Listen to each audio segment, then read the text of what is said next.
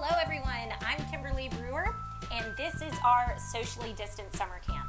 Today we're going to be walking over to the Buehler Restoration and Skills Center.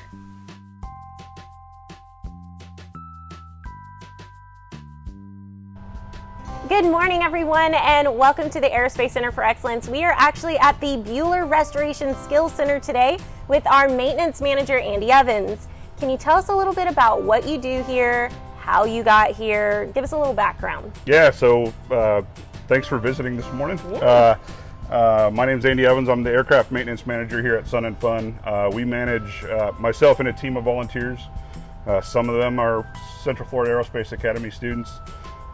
We maintain all the museum assets, and we also maintain the airworthy fleet for Sun and Fun and Aerospace Center for Excellence.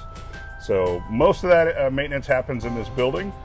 We're working on a few different things here today, currently, and one of the coolest projects we're working on is this Zenith 750 cruiser, which we are building here in the Buehler. And that airplane will be used for teaching people with physical disabilities how to fly. So we do quite a few different things in here. We also maintain the 727 outside, which is our working, living, breathing aerospace laboratory. So many different things that are going on at the same time. So it's, we wear a lot of different hats, if you will, in this building. Right.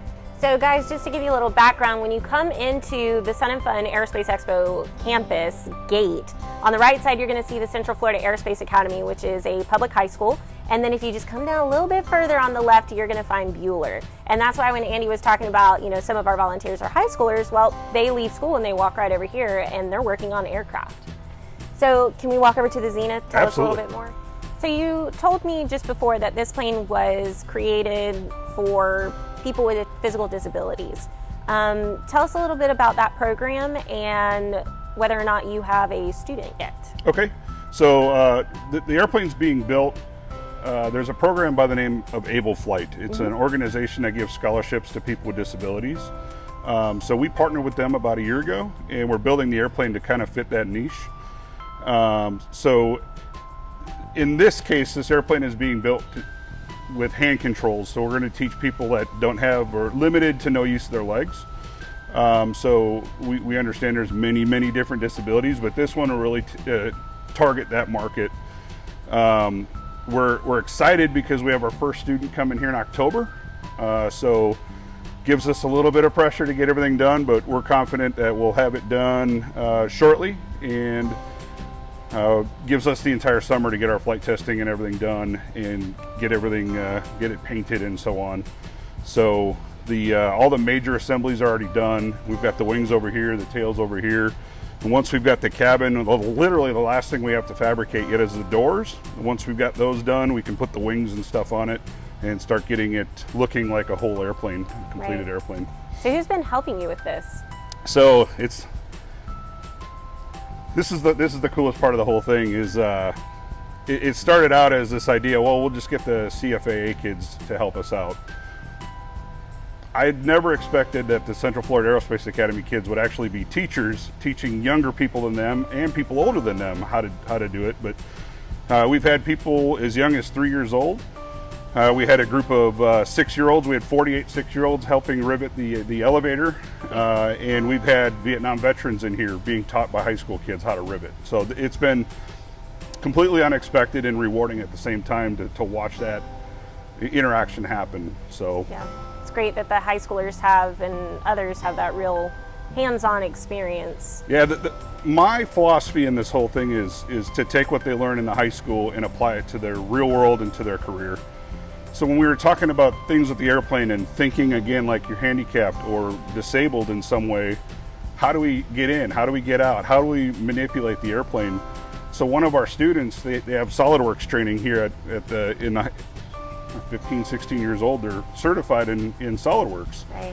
So I said, hey, you're SolidWorks certified, you want to design this concept. So we all took something that we were just looking at from something in our head, and we talked through it, and the kids came up with this design. It's basically an articulating TV mount, and now we can apply modern day technology. And now say you're say you're in a wheelchair, you can roll up to the airplane and slide this whole panel out of the way, and now you've got from the firewall to the seat to get in and out, and now you can move your wheelchair, you can put it in the back without really worrying about hitting anything.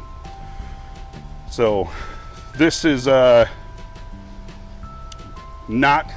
the first ever to be done, but again, taking things they've learned in the other experimental aircraft and applying it to this application. So we're really looking forward to it.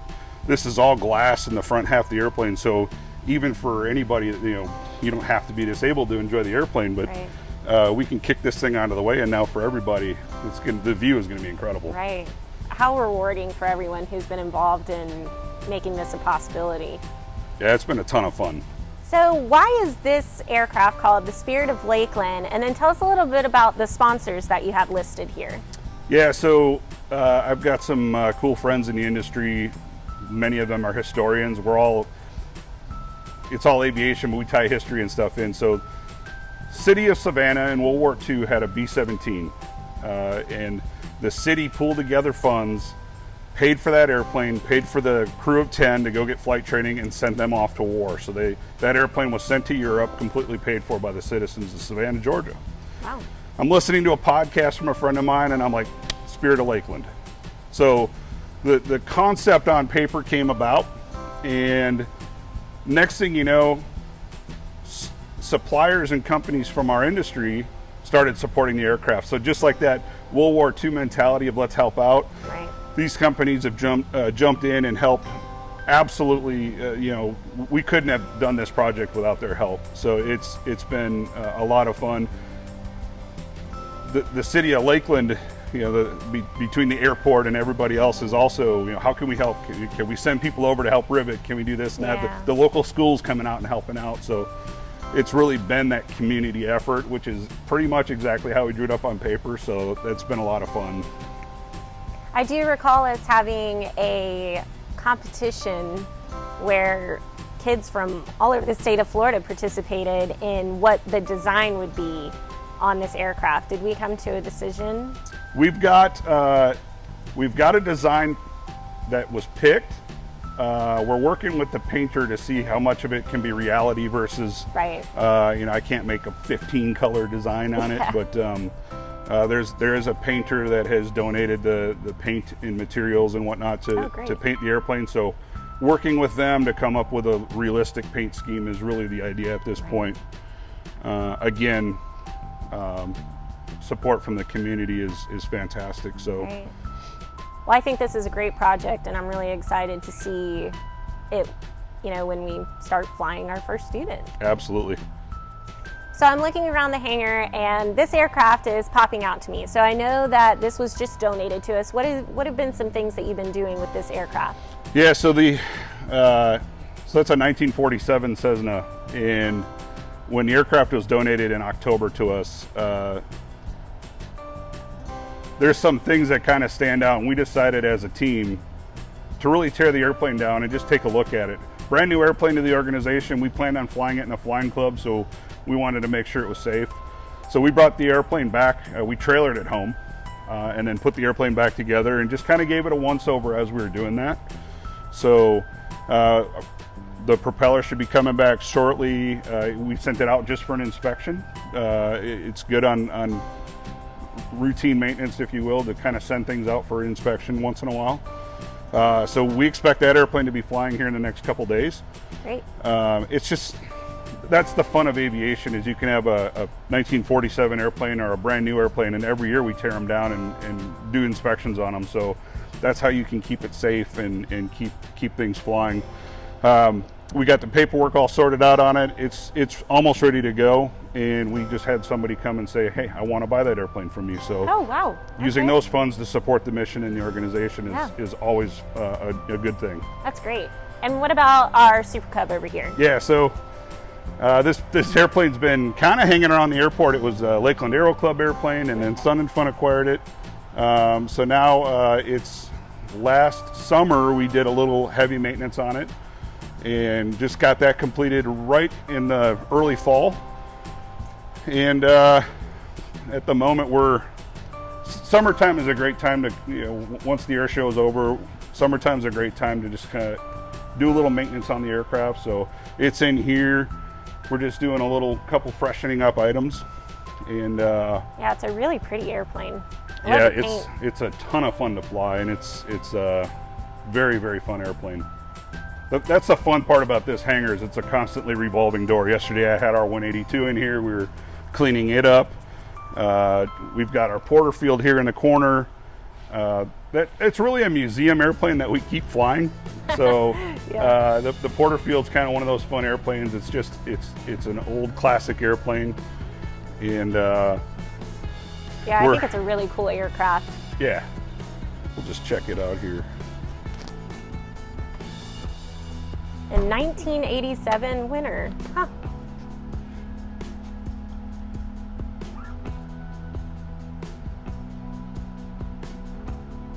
It says Oshkosh, Wisconsin. Did we fly that up there? Was it?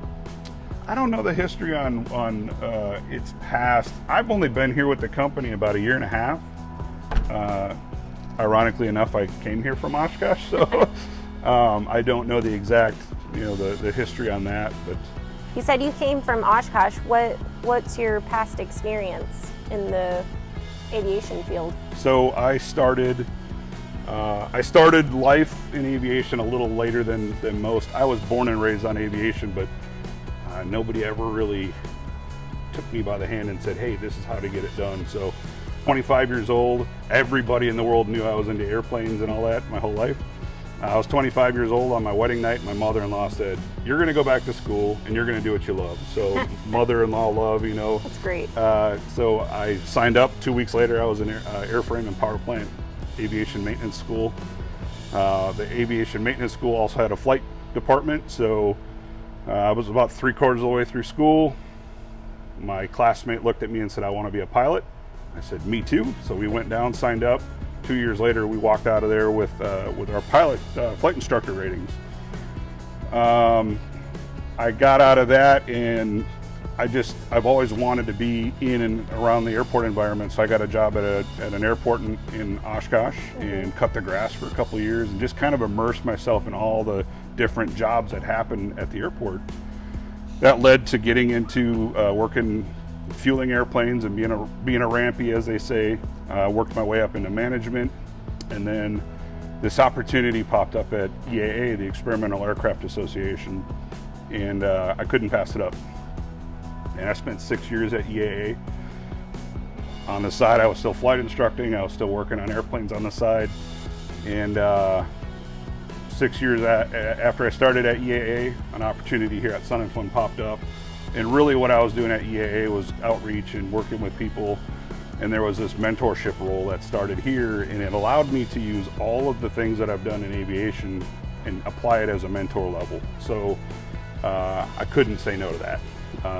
It's really been a lot of fun from that perspective. And again, some days it's high school kids, some days it's a 6-year-old, some days it's an 86-year-old. Right. So that's really the fun in the whole job. Yeah. So once again, guys, you don't go from step 1 to step 10. As we just heard, Andy started off, at school, cutting grass, at the airport, and now he is a aircraft maintenance manager. So it takes time, it takes work, and it doesn't just happen overnight. So that's really great. Yeah, it's been a lot of fun too. The people you meet along the way is incredible. Ah. So, well, we're happy you're here. Yeah, I am too. So are there any other cool aircraft you want to show us while we're here? I think we should go check out one of my favorites, the 727. I would love to go check that out. Let's do it. Okay. All right, Andy, so where are we now? So we are at the back door of our 727. So the airplane came to us from FedEx. It was a cargo airplane when it flew in. And we have refurbed and remodeled this airplane kind of as a boardroom, and then the front half is a classroom. The important part about this airplane is it's a living, breathing, aerospace laboratory classroom. I believe one of a kind. Absolutely. And when we have groups of students or companies will come in as well, we can run the engines, we can move the control surfaces and all that. And one of the cooler features, we have video cameras all over the airplane. So when you go up inside, you'll see the TV screens when a student's up in the cockpit manipulating the controls on those TV screens, everybody else in the back can see what they're doing. That's great. So you'll see cutaways in the interior where you can see through that wall and see really what's behind the scenes, if you will. The other really cool part about the airplane is we have not just the high school here on campus, but we've got an adult airframe and power plant aviation maintenance program. And those adult aviation maintenance students will come out here and also work on the airplane like it's a real commercial airliner. So they're getting experience that's just invaluable to their education. Yeah, absolutely. So can we check it out? Absolutely, let's go. Okay.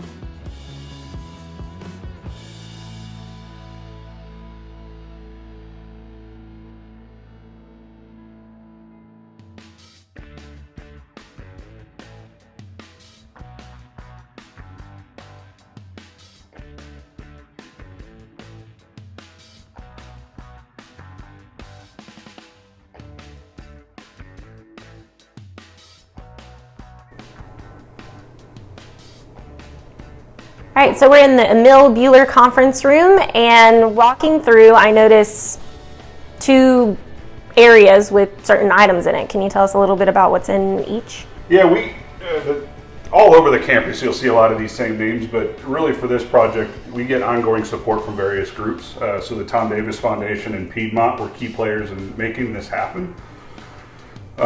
You'll see various sponsors. Bernie Little made sure the classroom happened, so it's a significant financial contribution. As we move towards the front of the aircraft, you'll see that we've converted this into a classroom environment. We have the most unique classroom in the entire world here on campus in the form of this 727. We can light the engines, we can move the systems of the aircraft, we can manipulate the flight controls. It's very, very unique.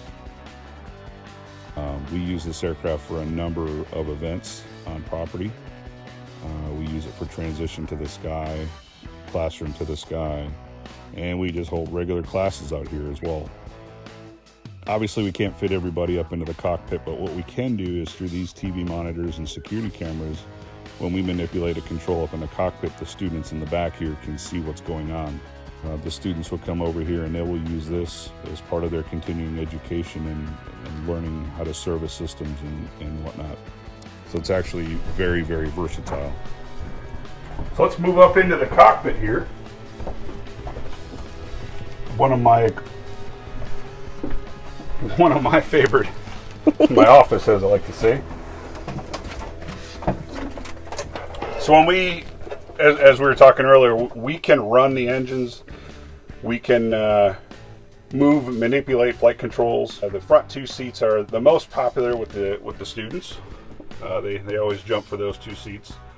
As we transition to campus, eventually what you see by the 727 here, we're going to have a number of aircraft on display in this area, and at the moment it's testing its permanent home.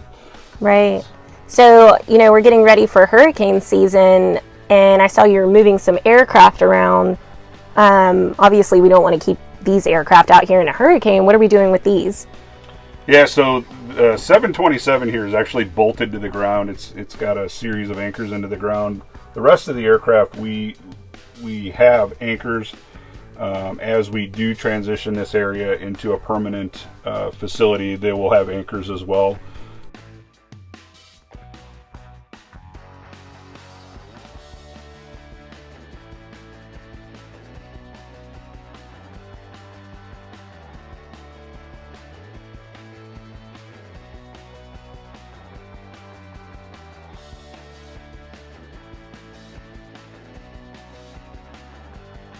All right, guys, so we are outside of the 727 and just outside of the Buehler Center. Can you tell us a little bit about this aircraft? Yeah, so this is the MiG-21 that we acquired about a year ago. We've been working on it. It was in the paint booth. One of our neighbors on the airport helped us out with the paint job on it. We got it back, put it in decals, and it's now on display. It's the newest museum display that we've got. This is a temporary home for it. We're kind of redesigning this whole area. It's going to be kind of an outdoor pathway, if you will, which will have various aircraft on display. Right. Right now it's temporary because we're going to be, after the air show, we get into that hurricane season, and we're going to be moving it. This will probably end up back in the Buehler Restoration and Skills Center while that season passes through. So. Yeah. So for those of you that are not from Florida, I know we have a few in New Mexico, Georgia, Virginia, Great Britain. We get hurricanes in Florida, and now's the time. So we are ramping up and prepping so our aircraft are well sheltered during a possible higher than normal hurricane season. All right, well, I'm going to head back to Buehler. Looks like we've got some rain coming, speaking of all the weather we have here in Florida. So I'm going to get back to Buehler.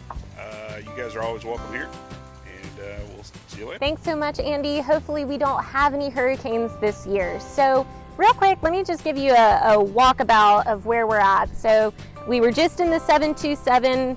You can see the Buehler Aerospace Skills Center right there across from it on the road. We've got our vertical riser. And then if you look directly across, you can see our Lakeland Aero Club, which is our high school flying club right here on the Sun and Fun Expo campus. And of course, if you were here this year, if we had the fly-in, the Aerospace Expo, you would have come through, and registration's right here. And then you can also see, it looks like one of the high schoolers flew over today. And we'll see you next time for our aerospace professional interviews.